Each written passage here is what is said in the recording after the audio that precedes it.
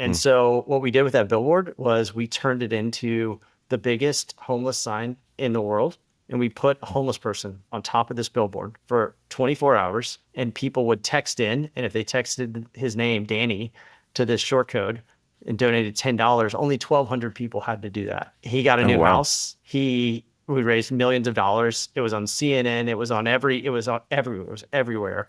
Hmm. And it was because we just had like this tiny thing that we could work within, and it was probably the most creative thing that we ever did. And Hmm. so I think that framing it's a cool challenge. It's something that as a creative I'd be excited about.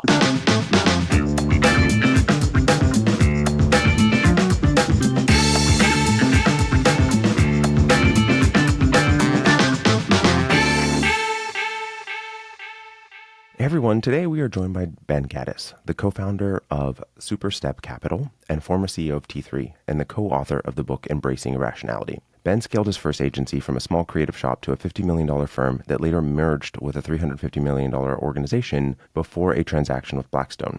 Along the way, he discovered a powerful truth: heroics don't scale, systems do. And the businesses that thrive are the ones that think irrationally enough to break away from convention, move fast, and value progress over perfection. Now, as an investor and operator, Ben helps founder-led agencies and tech service companies grow from 15 to 50 million by turning brilliance into repeatable systems and by challenging the assumption that doing it the normal way is the best pathway to success.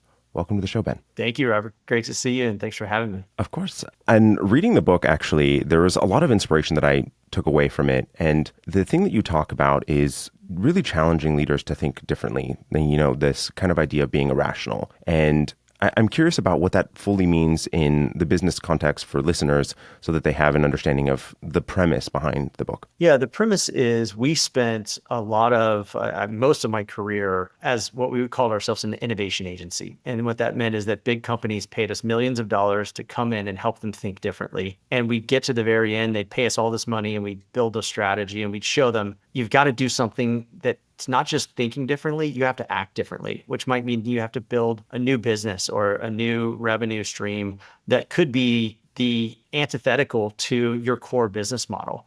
And you've got to go do that. And they would say, great, we want to do that. We want to do that. And then at the very end, when they had to go to their board, everyone would say, that's crazy. Like, we're not going to create something from a hotel chain like Airbnb, or if I'm a transportation company like Uber. And at the end, most of those initiatives didn't get over the line because they Hmm. couldn't think about their business devoid of a constant. And we think of a constant as a core pillar of your business that if it changed, it would make you have to rethink everything.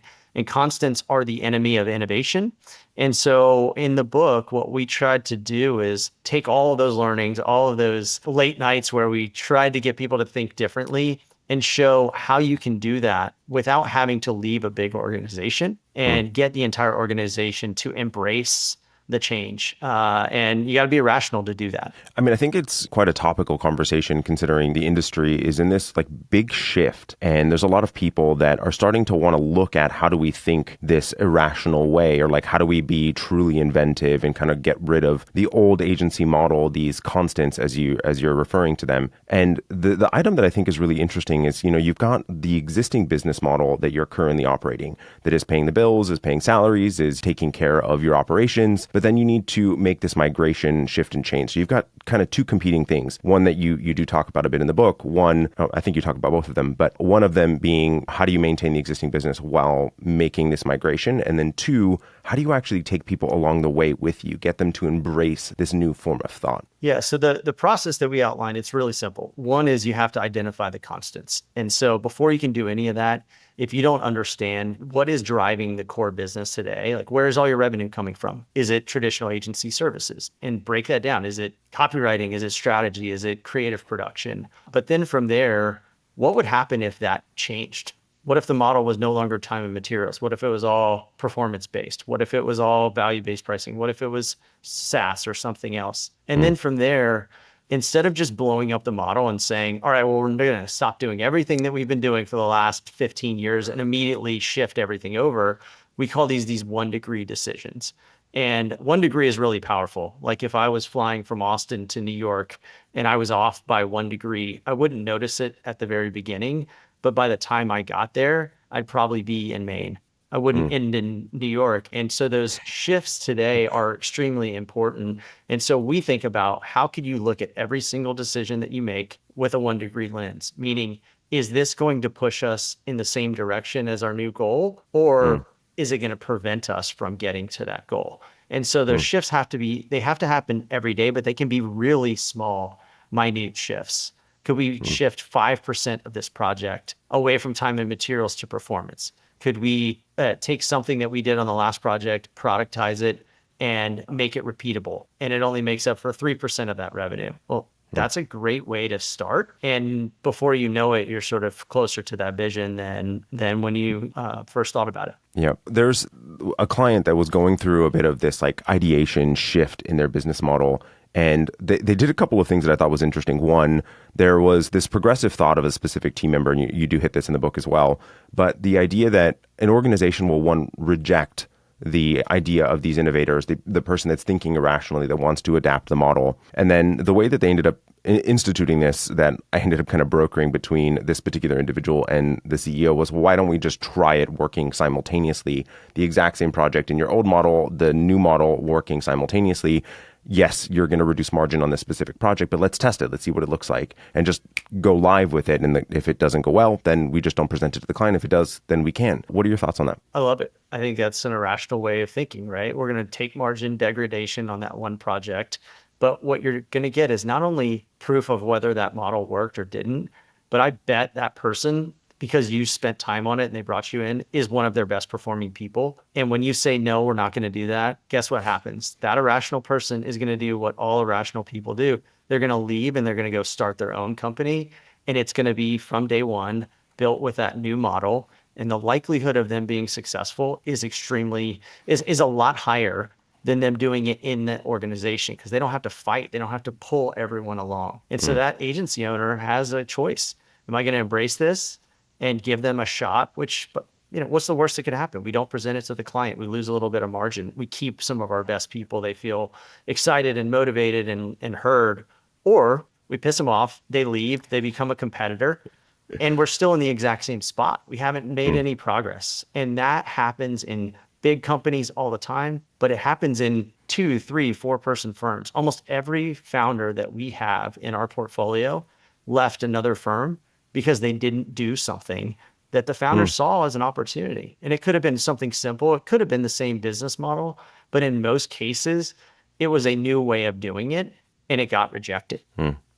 I mean, there's like just such a massive amount of fear to making changes and making adaptations. And then the pathway to progress, I feel like people so frequently want to get to this like perfection rather than going into version one very quickly. They want to think through all the nuance, and it ends up slowing down progress in a meaningful way. In your opinion of like, putting things out there into the world and actually letting it take flight when maybe it's not fully ready. What are your thoughts on both the positive and negatives, the risk factors and opportunities, and letting something just go live without fully thinking through every single potential nuance of it? Yeah, I mean, they say what perfection is the enemy of progress, Progress. or however Hmm. you say that. And I think that that's true, but you have to understand where people come from. And what we actually did a lot of research on this, and there's a fear associated with making a big change inside an organization. Maybe you have a family, you have a career. Like, what happens if it goes wrong? And so what happens is people actually physically react to that change in a way that's almost like a fight or flight mentality. And so I don't want to sound like, you know, completely hippy dippy here, but you got to create a safe space. You got to make it possible. But it doesn't mean that you don't have tough conversations. And so what we say is, let's think about first, let's just identify the constants, because what are we trying to change? If you say change, that sounds big. It sounds like it's going to be really hard. It's going to be really risky. But what are we trying to change? So define the constants in that business.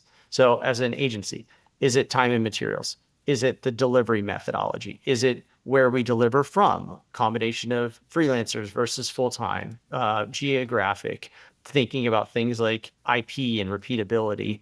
And if you can define that, then what you can say is, all right, on this one, when we talk about change, we're actually changing 3% of the delivery model. That's not that scary. If you just say we're going to change the whole delivery model, that's really risky and challenging. But Mm, that definition often doesn't happen. And so there's two different conversations where people are talking past one another. So if you mm, start with that, then you can say, all right, well, we're just going to make over the next 5 projects 2 to 3% incremental change. By the time you get on the other side of that, it's very attainable. The likelihood of success is significantly higher. And the employee satisfaction around that is usually pretty high because they don't feel this fear, but they get to make the change over time. And they feel a mm. little bit safer and it leads to a better outcome. Maybe I'm a little bit hippy dippy. I am in California, so the idea of safety, I think, is incredibly important for several reasons. I don't know if you're familiar with Project Aristotle from Google. Are you familiar with it? I remember the name. It's from years ago. I mean, I want to say it's like 15 years old. But this idea that there's a person in a room that is like the natural born leader, that the one that speaks up first, the one that's conducting the meeting, the one that's like pushing things forward. And I think that there's two things that I find really interesting in it. One, as we're talking about the person that is that irrational thinker, the person that is going to bring this like new innovative way of doing something, and then we end up quashing it by either dragging the process of doing so or just saying no right off the bat. They're not going to bring it up in the future. But also considering we're talking to agencies, there's a lot of creative people.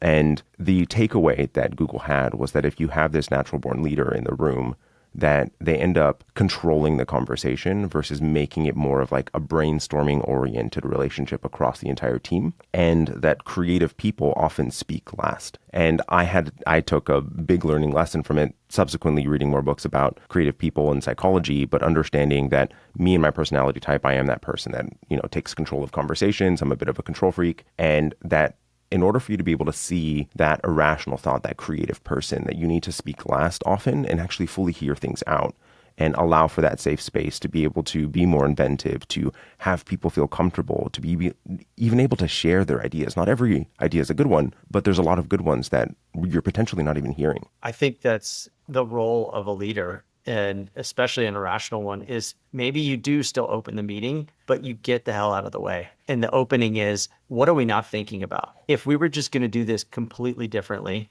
and we all just put the fact that we have to deliver this program, this project, this account, we have to do it. What would it look like if we just blew up the model and started from scratch? And we're not saying that we're going to do that, but I want ideas. I want people to think about how could we do it without all the baggage that we have? And then you just stop talking and you give facilitated, maybe you facilitate it, maybe you don't. But we would take companies through brainstorms where we would say, all right, let's take the business model. What if 95% of your revenue, the way you make it today, goes away? And people would just be like, oh, I don't even want to think about it. Okay, well, we probably should. Let's just talk about it. What would happen? Well, that will never happen. But if it did happen, we'd probably do this. Okay, well, that's a good idea. Let's talk more about it. And then you start to dig into it. Well, we should maybe do, a tenth of that tomorrow. And what happened is we actually saw that with COVID. We would talk to travel companies and say, what if people just didn't fly anymore? And they would go, well, that would never happen. It was impossible. What if people didn't go out to restaurants anymore? Oh, well, that would never happen. Well, all of a sudden It something did. like delivery makes sense. And delivery makes sense. We were talking to a company that was a Michelin star restaurant. Like, delivery doesn't meet our point of view, our aesthetic, our experience level. Well, what if people couldn't come to your restaurant anymore? Well, that will never happen. They had to spin up delivery in like 3 days. And now it becomes, it's actually for them a core competency of hospitality outside of the restaurant. And so I think that's really the role of a leader, is to get people to think that way. In the prior conversation in our prep call, we were talking about this idea of a premier agency, and maybe you can define what that looks like and what that is exactly for listeners. Yeah. So I think a premier agency, number one, has an understanding of the role they play in the market, but it's driven by a point of view. And they know that if clients came to them and gave them whatever the budget was that they said they need, they know exactly what to do with it, and they know how to deliver success. And they've got a methodology around that. And so that point of view is extremely important. But a premier agency, it shows up in the market, it attracts the absolute best people. Those people do the best work, which means they attract the best clients, which becomes sort of this virtuous cycle. And so we think about building a premier agency starting with a point of view and a premier brand. And I think that is what is missing in most of these services companies is we do a lot of things, but we don't have a point of view on when all of those things come together, what the outcome looks like and how it's different than everyone else. And so that's where we start. And I think that's probably what's lacking in most firms today. And what do you think that is? I mean, I've got my opinions of why that comes to pass in so many agencies, but I'm curious as to what your opinion is as to why that happens in the first place. Well, one, I mean, you have to have thought through it and you have to have been in a position to where you have the experience, you have the focus, but so it's hard to do. But I think it comes back to fear. People want to be everything to everyone. And when you start to have a point of view, it seems like you're narrowing your funnel down. And I feel like you and I have probably had these conversations so many times with agency owners. And Yep. it seems obvious when you can take a step back from it. But when you're in it and you've got mouths to feed and you've got numbers to hit, if I'm a restaurant focused agency and somebody comes to me with a B2B manufacturing opportunity and it's going to be $500,000 of revenue, it's really easy for me to say yes, and we can stretch for that. But every time you do that, it takes away from that core value. It makes it harder to deliver. And it just makes it almost impossible to have a point of view that stands out and is differentiated. And so I'm not saying you got to pass that up, but I'm saying you have to start with that mission and that kind of focus in mind. And when you do, you can have other things that fit outside of it, but it can't be in conflict with or prevent you from having that differentiation and that like real hardcore point of view. There was this social media post by a friend and colleague like 8 months ago or something that was talking about, posting your political opinions online. And whatever your political opinions are, I don't know that that's the point of the conversation, but the thing that he mentioned is that if you do this specific thing, if you were to mention it, you're like pushing away half of your potential audience, and that's a bad thing to be doing. And I sat with it for quite a long time of, well, I don't know that I agree. Like I see his point, but I don't agree. This idea of being polarizing, I think is both magnetic as well as detracting from people. And being that premier agency is that point of view. So many people are afraid of being polarizing in that point of view and that perspective. And my opinion of it is that I am who I am, and there's people that are going to like me, people that aren't, and I'm not meant for everyone, and that's perfectly fine. And I think that's true for organizations as well. The more that we try to morph ourselves into something that we are not, the more it becomes muddy, the more that we are not even able to look at ourselves in the mirror and recognize ourselves anymore as an organization, and it creates for a lot of confusion, not only for yourself, but also for your team. Yeah, if you think about it in the context of thought leadership, right? So, manifestation of that point of view by not being polarizing. The opposite isn't that you're bringing everyone together. It's that you're being boring. It's that you're really just not saying anything. And there's not, with all the AI slop and everything out there, there's not room for boring milquetoast run of the mill content. And so that's thinking about just content. Well, think about when you talk to a potential employee. Think about when you talk to a client. You have to remember that they're hearing the same pitch. They're hearing there's 50,000 agencies out there. Literally, there are 50. So to have something unique is extremely hard. But when you go at it from a generalist standpoint, you have to imagine that client's heard that same idea 10 times. And when you say it with conviction and believe that it is the first time they hear it, it is the biggest turnoff for a they're going to end that meeting and go, I can't believe this person thinks that that's unique or differentiated. I have the opportunity now. We probably talk to 100, 150 different companies a year as we think about making investments. And it is amazing to be on the other side now and to see that breadth and how often firms say something like it is revolutionary, when in fact I've heard it 50, 60, 70 times. I find it, I agree. One of the things that I find very interesting when it comes to this idea of differentiation and focus and point of view is that so often talking with agencies where they're talking about how is it that they're going to position themselves in the market, they first start by looking at all of their competitors, which I mean, personally, It's like the same idea. If I were to go back to, my high school years and trying to define who I am going to be and who I am as a person by looking at everyone around me, like that doesn't help me define who I am. That helps me define the people that I'm around. And it doesn't allow for me to plant my flag as a human being, as an individual. And the same thing's true for agencies. They end up doing the exact same thing. Considering where we are economically, there's something that I've seen happen quite a lot. As you have economic tumultuousness, a lot of bigger brands tend to go more boutique, which I think creates a whole lot of opportunity, but it does necessitate to be this premier agency, to have this point of view, to have this perspective that the brands are going to want to be pulled towards or driven towards. And I'm curious on, one, your take on whether you've seen that same kind of trend happening at the moment, and how can they punch above their weight, both from talent acquisition, reputation, content, results for themselves and for clients? Well, I think it's a time to, if you take this idea of rationality, like think about definitions different than we have in the past. I remember when I was going to conferences and I had my firm, we talked about ourselves in terms of number of people. It was like a badge of honor. We have 100 people, we have 300 people, we have 500 people.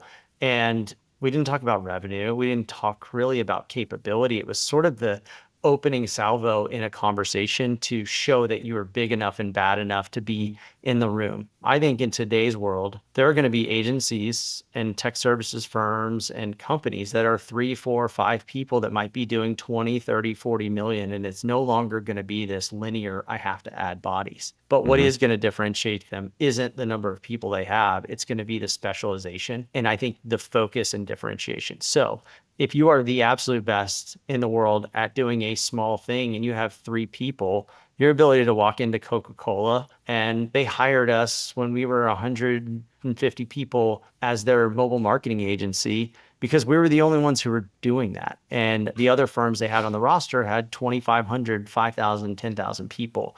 The only reason we got into that room is because of the specialization that we have. And so if I'm an agency owner right now, I'm thinking about, what is my right to be in that room? What is unique about me? How do I turn that into something that feels premier and unique? And I'm worrying less about people. I'm talking about process. I'm talking about tools. I'm talking about speed, capability, all the stuff that you want from a boutique shop. But now you don't have to have the bodies and the infrastructure and all of those things that clients used to buy. They're going to buy the outcome. If you can do that faster, better, it's a great proposition right now. This kind of idea, this piece that I see happen a lot as well, that I think creates for a lot of problems within agencies being able to grow sustainably, is that there's 2 pieces. There's one, the founder, the owner, that is, kind of wearing their Superman or Superwoman cape and wanting to be the hero of the story or of the situation. But also the agency kind of does the same thing, where everything's novel, everything's new, everything's different every single time. And it isn't really this high performance systems oriented thing. I mean, the reality that at least as I see the world, is that every single human being on the planet is looking for safety and security, some means of it. And when when a company's coming to an agency to solve a challenge, they're looking for the least risky, greatest opportunity that they can find, right? And for me, at least, the most secure way that I could potentially go is someone that has done the thing before, has a system by which they are currently operating, and not doing something in this, I'm going to figure it out, I am the underdog kind of oriented person. But hey, I've got a step-by-step process that I follow, and then just letting them do that.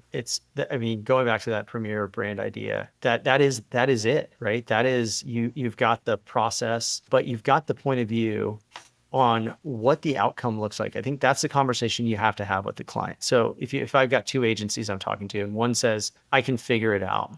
The other says, I believe I have a different vision for what this is going to look like after the end of this engagement.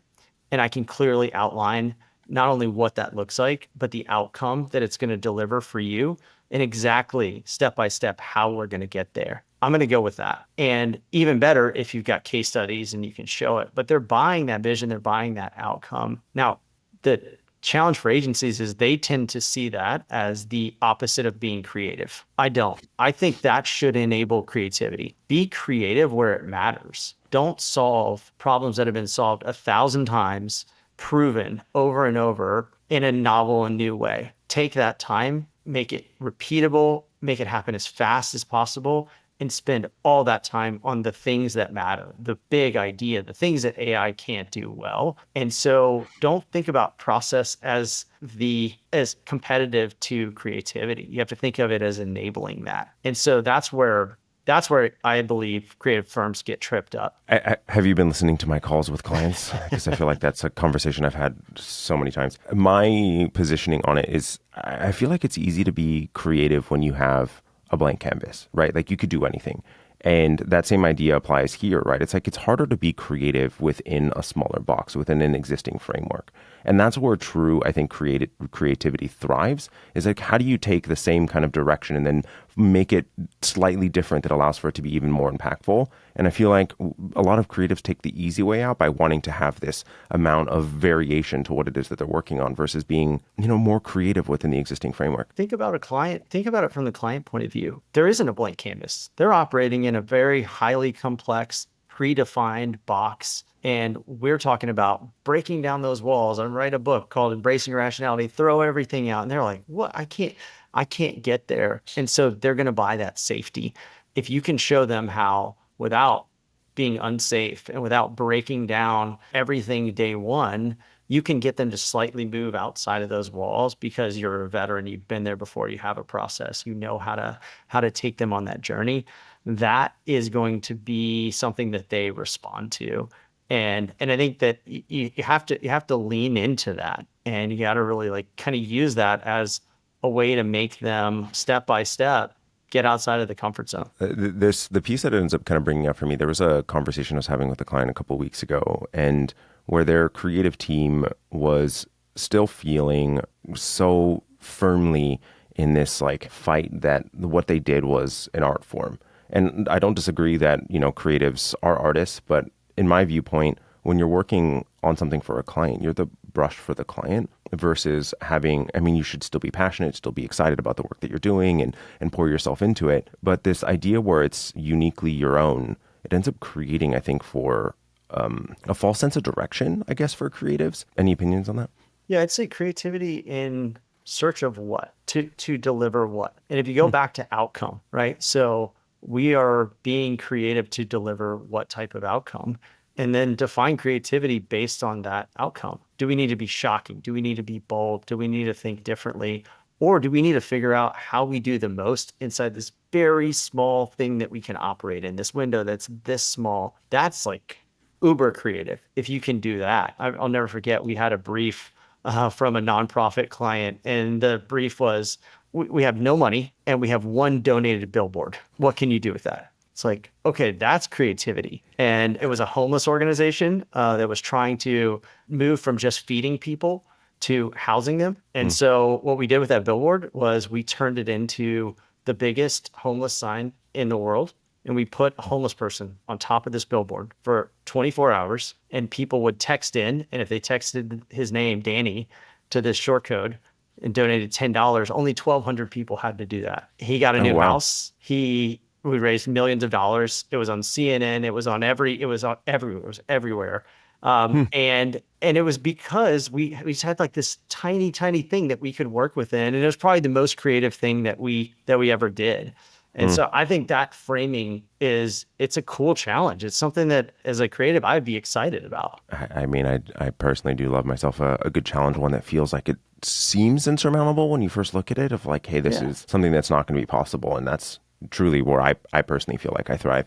I'm curious on either in your own context, in your own agency that you run or ones that you invest in, an irrational move that you've made. So I want to take this idea of being irrational and make it really contextual in what someone can actually directly go and think about and then apply into their business, and that 1% direction of what can they be doing to be thinking differently. Yeah, I'll give you an example of something that we did at T3. We would talk a big game about being innovative, and we were that's kind of, we were considered an innovation agency by the analyst community. And so we said, I don't know if that defines us, but they're defining us that way. So let's just lean into it.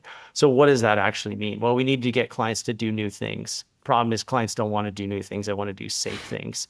So we said, all right, well, we believe that clients should spend 10% of their budget on innovation projects. And we defined exactly what that means. And they felt like that was too much. So we said, all right, well, what if you spend 5% of that and we'll match that 5% with our T3 innovation match. And so you get to 10% by only spending 5%. But to do that, you have to agree to our definition of what an innovative project is. It's got to be outside your comfort zone.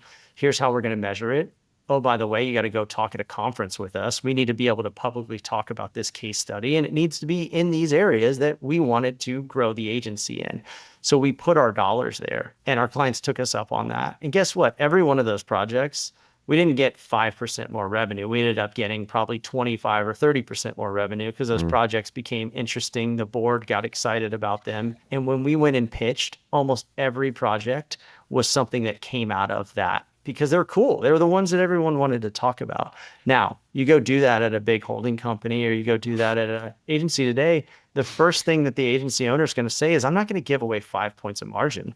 That's insane. I would never do that. What if they spend $5 million? Well, if they spend $5 million, that's a great outcome. That's amazing. That means they're more strategic. And when we got on the same side of the table, because on those projects, we said, we're going to jointly steer this project. We're going to work on it together because we're partners. We're not vendors. It just changed the relationship, and it changed it for all 95% of the revenue, not just the 5%. And so, I mean, that's a really powerful model where you're investing in that. Another one that I see so much pushback here, and everyone talks about it, but getting to outcome-based pricing. And I say it and everyone goes, yeah, like, but it can never happen. And it never. We started implementing pricing where we would offer outcomes-based.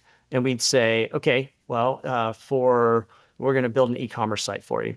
Well, we think there's all these other things that you need to do. If you just build the e-commerce site and your advertising is terrible and you don't drive anyone there and the brand's not working, it doesn't really matter how great the site is. Nobody's going to come to the site and you're not going to really improve your conversion that much. So what if you gave us all of that work? And what if we just did it? And what if we staffed a whole team and acted like your e-commerce team?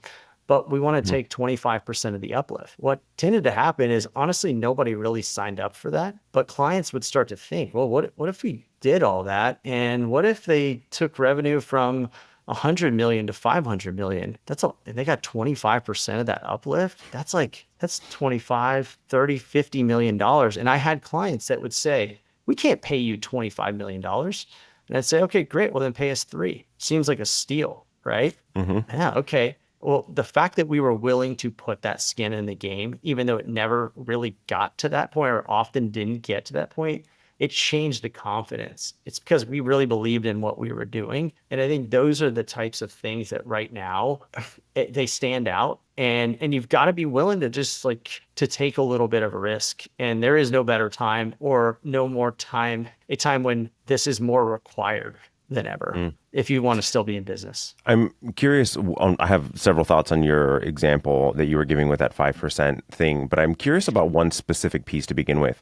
Because you were doing this 5% of your own investment into the campaign or into this new innovation project, how much did that change the investment of the team into the work that you're doing with the client? Because we were investing into it ourselves. I'm curious of how that changed the dynamic of the team, the creatives on the work as well. Well, they did. I mean, we talked about this. Here's what can be a really bad outcome. You say you're going to invest in a very innovative project, and then you run it the exact same as every other project, and you don't think about it differently, and the team doesn't know they have to show up differently. So I think what we would say is, day one, we're going to brief this thing in completely different. We're going to talk about how this is a co-investment, how we're on the same side of the table as the client. We're going to make sure the client shows up that way. And we're going to talk about the outcomes.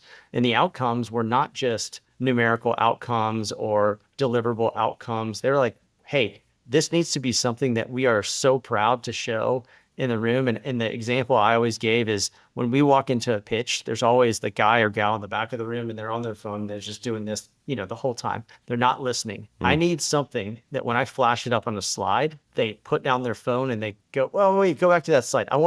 Tell me more about that. That's an outcome that we're looking for in these types of innovation projects. So we just give them really big, bold things that we're trying to do. And then, break down some of the barriers. Let's deliver this in a different way. If it needs to be an outcome, let's deliver it differently. Let's think about that. And that was really helpful. But there was a couple times where we didn't do that. We didn't do that right. We didn't set the expectations. And what we got was it looked a lot like everything else. It didn't look different. But once a client went through that process, they started to go, why don't we use that process on the other stuff that's not an innovation project? And we go, yeah, we probably should. We've been trying to convince you to do that for 5 years, but now you've been through it and you see what it enables, and it doesn't feel scary anymore. It feels like what we should be doing. The thing that I find really interesting, well, aside from, the impact that has, the involvement that you have, the feeling that the confidence that it gives the client in this kind of conversation as well, is that, one of the things that I see looking at agency financials is that the vast majority of them are spending 1% or even less in marketing. And I find that interesting that so many of them are spending so little when it comes to marketing themselves. But this 5% that you're investing into it, frankly, I see that as marketing dollars, because you're getting more attention from, if you're doing something in a new inventive way, then you're getting the eyeballs of competitors, you're getting eyeballs of the industry because you're doing something differently, which then becomes really meaningful case studies that allow for you to be able to sell easier, being able to bring in people from an inbound perspective, something for you to be able to talk about at conferences. The content writes itself. And is that how you were looking at that 5% investment? Is that it was a growth initiative in that 5% that you're spending of your existing revenue in kind of marketing dollars? I looked at it as the best investment we made across marketing, across retention, people retention, across client retention. So we looked at it as really a driver of the entire business. So definitely, it was the best marketing spend that we ever had, because when I could walk with a client on a stage and present an amazing project that was really cool, new, innovative, with a big logo, people were coming up to us afterwards and wanting to talk about that, and it converted. But guess what? You put your best people on that project, they get to do something awesome that makes their career. They're going to stick around and want to be on it. Other people who weren't on that project, they want to step up and be on the next project. So they're going to be doing everything that they can to show that they're thinking that way. New delivery things that we would try, instead of having to try out a delivery methodology side by side, like we talked about at the beginning of the podcast, we could actually do it in action with a client who's bought in. And so there were so many things that investment delivered against. But if you just said marketing, it would be worth it. It would be the best ROI you could possibly spend. And the other thing that I see, this is kind of amazing, and I actually see this more in technology services firms than agencies, but I see it across the board. Your clients should be where the majority of your revenue come from, your existing clients. A great business is retaining 95% of their revenue. We look at net revenue retention when we buy a business, and there is so much focus on net new logo and not focus on existing client. What a great way to invest in those existing clients. Instead of going and spending marketing dollars to get someone new you've never met, put it back into them and say, we believe in this relationship so much, we're going to give you back some of our margin for you to be successful. They always increase their spend after a project like that, because we were committed, and all of a sudden, guess what? So were they. Yep. I can absolutely see that. This conversation leaves me really inspired and excited. And one, I'd like to ask you to share, where can listeners get in touch with you, but also where can they find your book, Embracing Rationality? You can go to bengaddis.com. That's BenGaddis.com. And the book is on Amazon and anywhere that you can, hopefully your local bookseller. And I'm always posting on LinkedIn, so you can do that. And then superstepcapital.com is our firm. We're always looking to partner with visionary founders who are looking to take the next step and kind of have a real point of view, and need a partner to help them get there. So I enjoyed it. This has been really great. Thank you so much for joining us, and I'll make sure to include all the links in the show notes, everybody. Hey everyone, thank you so much for listening in today. With all of the shifts in the industry, it is easy to feel overwhelmed or unsure of your next move. So I'm not here to try to sell you anything. I just want to give back and guide you through the uncertainty. Whether you're navigating new trends or just need some clarity, we're here to listen and offer advice. Head to creativeagencysuccess.com/chat to book a free 15-minute chat with an agency mentor who can provide you with a fresh perspective. Let's figure out the best steps for your agency's growth together.